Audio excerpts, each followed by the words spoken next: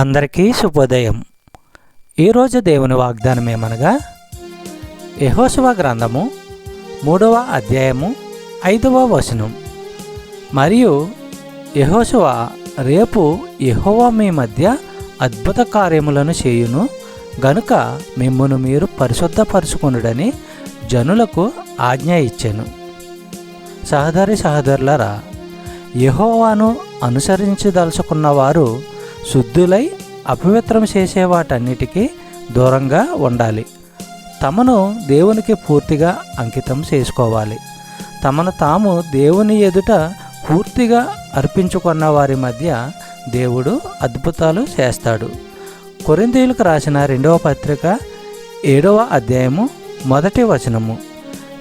ప్రియులారా, మనకు ఈ వాగ్దానములు ఉన్నవి గనుక దేవుని భయముతో పరిశుద్ధతను సంపూర్తి చేసుకొనుచు శరీరమునకును ఆత్మకును కలిగిన సమస్త కల్మషము నుండి మనలను పవిత్రులుగా చేసుకొందాము.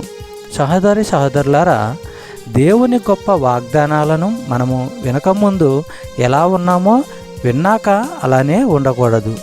దేవునికి లోబడి ఆయన కోరిన రీతిగా ఆయనకు పవిత్రమైన, ప్రత్యేకమైన, సంతోషభరితమైన ప్రజలుగా ఉండాలని తన వాక్కును, తన కృపను మనకు అనుగ్రహించాడు. చెప్పబడిన వాగ్దానము దేవుడు దీవించి ఆశీర్వదించునుగాక. ఆమేన్. సహోదరులారా, ప్రతి ఉదయము మీతో వాగ్దానమును పంచుకుంటున్నందుకు నాకు ఎంతగానో సంతోషముగా ఉన్నది.